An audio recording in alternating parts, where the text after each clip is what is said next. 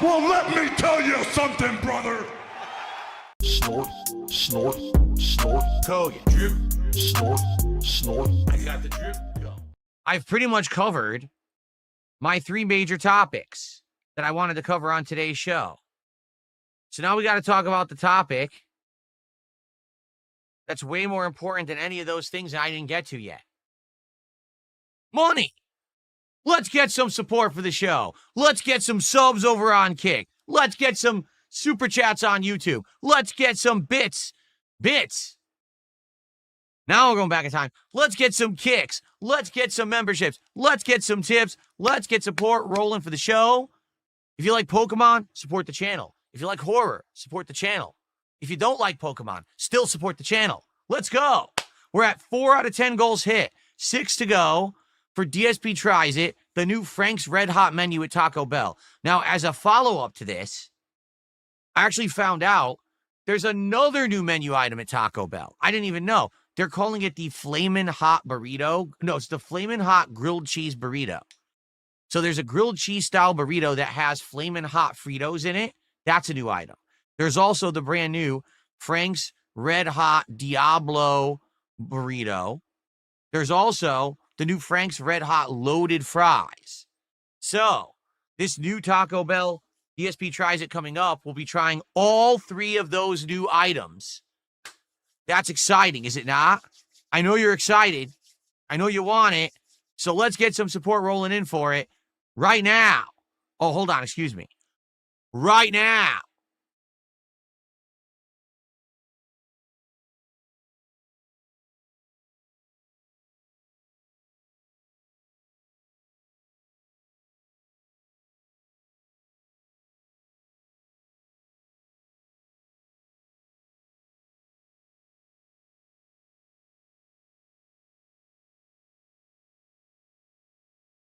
Hold on. I guess I didn't say the proper phrase to trigger my AI supporters that aren't real, and I'm actually supporting myself, okay? Let's get our... Look at this. This guy is a troll. He said some horrible stuff, so I'm just going to block him right now. Let's get our first support. How about this? Let's get either our first sub or our first super chat outside of this mentally deficient idiot. And let's get that support coming in right now.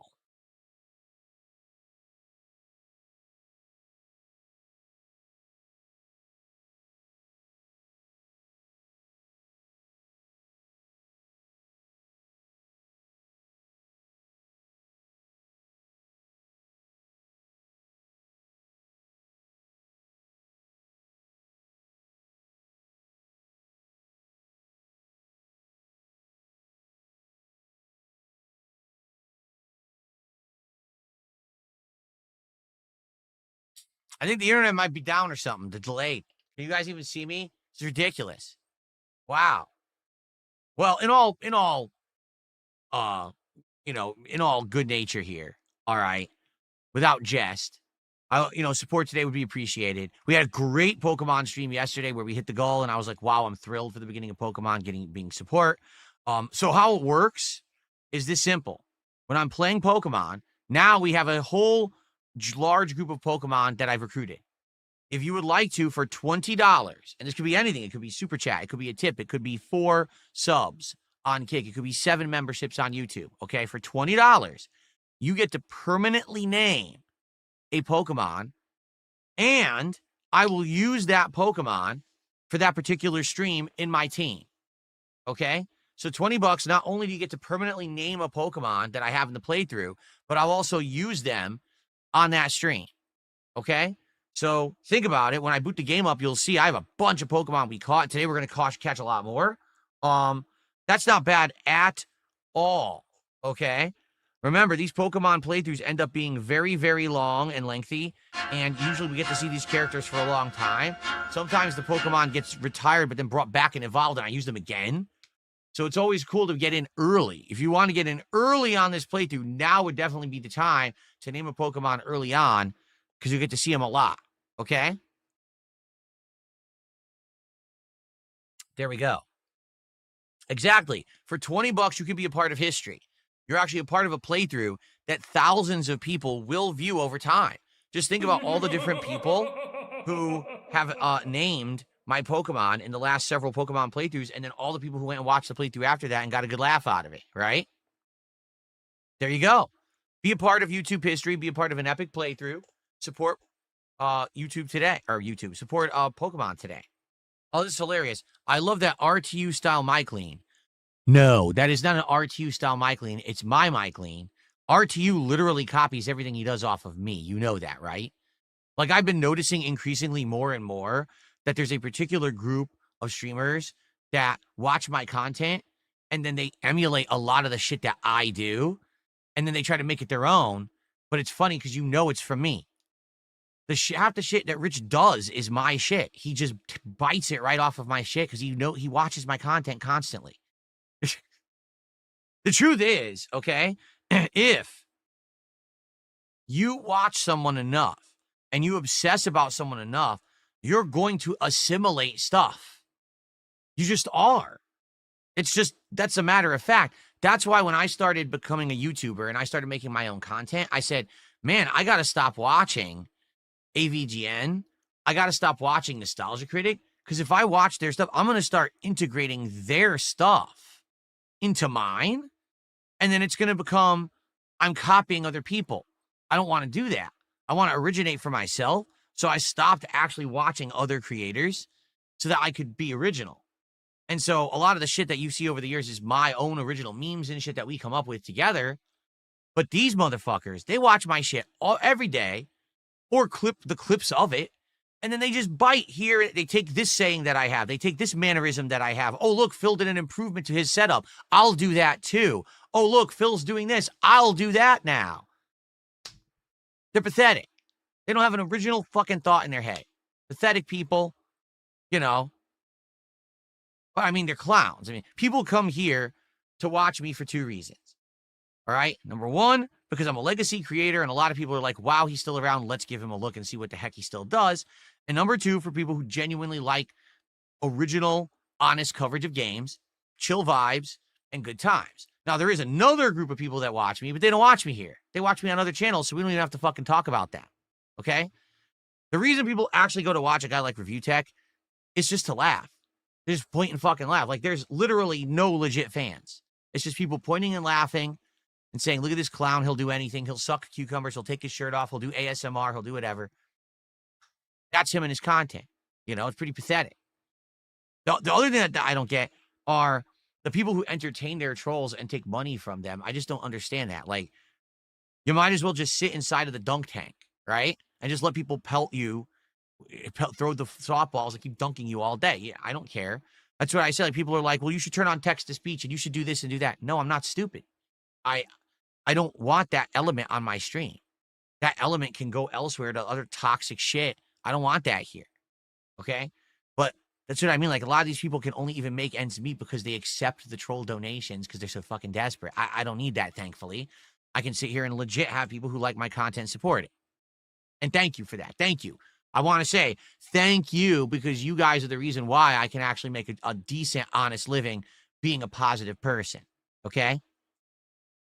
As for June the King, I believe that there probably are people in both camps of what you just mentioned.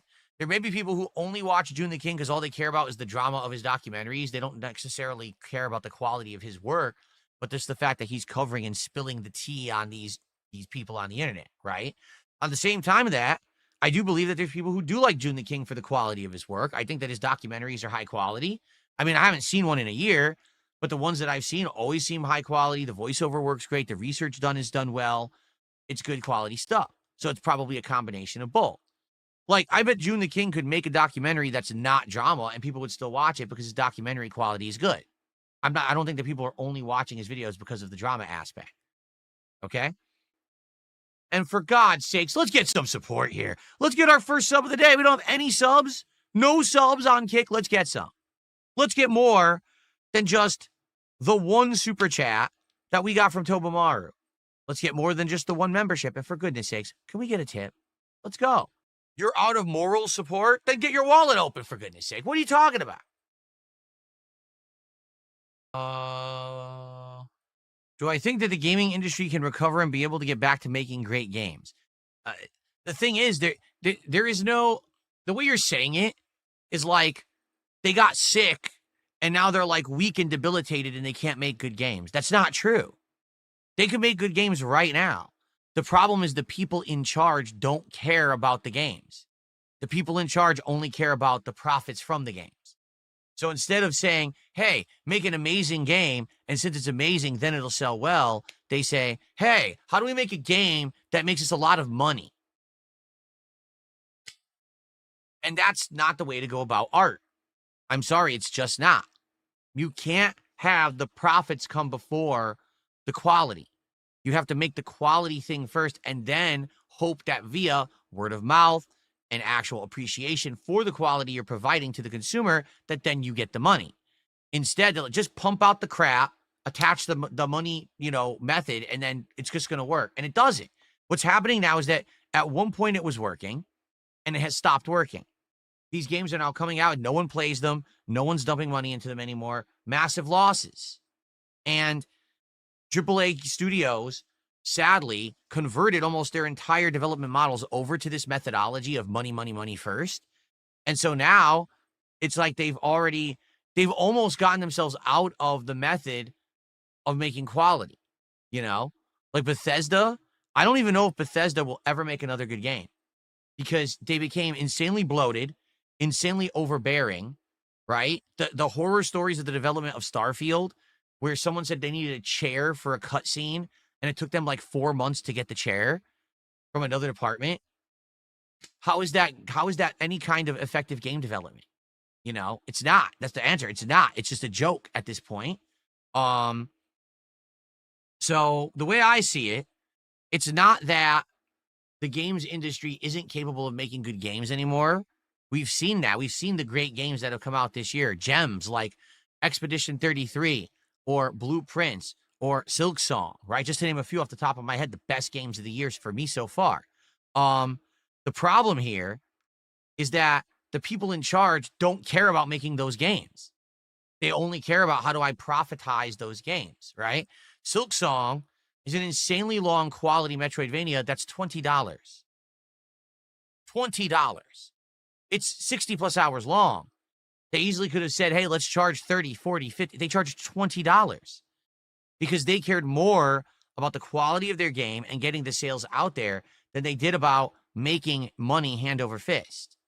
So now what's happened is the makers of Silksong have buy-in from a very dedicated cult following. People who are probably going to buy whatever they put out from now until the end of time because they have that customer trust, that consumer trust, right? Consumer trust is way more important than immediate profits. Because when you have someone for life, that means that no matter what you do, and even if you make a mistake, they'll forgive you and they'll stick with you. That's what these modern game developers have forgotten. That's what these modern game publishers have forgotten. That their names used to mean something. EA, Ubisoft, Sony, Capcom, Rockstar, right? I keep going. Bethesda. These names used to mean something. When you saw a game developed by that company, that publisher, I know that's a quality game. That game's worth my money. Now you see these names, you're like, what a joke. I don't even know if any of these games that these companies pump out are going to be any good. Now you got to look to the little indies because it seems like the little indies are the ones who actually care about the quality of what they put out. They got to work harder because they know they don't have the budget, the promotion, right? They don't have the money and the backing to be publicly known. So they have to rely on things like word of mouth and stuff to get over. And in a lot of ways, that's sad. And the reason I say that is because these games have been better quality. Clair Obscur, all right, is probably the best RPG that's come out in the last 5 years, if not longer. But I bet Clair Obscur won't even sell as much as like one of these other big ones. It won't. Sad. It should. It should far outsell it. But it probably won't. I would argue, I'm not done with the game yet, but from what I've seen being more than 2/3 through Hollow Knight Silksong, I would argue that Hollow Knight Silksong is the best Metroidvania game ever made. It's actually the best in class of any game in the genre. It's better than every Castlevania. It's better than every Metroid. It's just that damn good. That's a bold statement, I know, but that's what I'm starting to believe. Will that game outsell Call of Duty, Madden? You see what I'm saying? No, it's best in class. And it ain't going to outsell the big boys that don't even try. That's fucking sad as shit. It really is. And that's the problem. We have this industry standard that's bizarre. Just buy what's popular, don't buy what's good. That's not good. So I don't think when you say to me, am I afraid that the industry isn't capable of making good games? Like they're sick. They got so sick they can't recover and then be healthy again. No, what needs to happen is very simple. The people who are actually in charge, the shareholders for these publicly traded companies, need to say, you're doing a horrible job. We've had enough of your bullshit.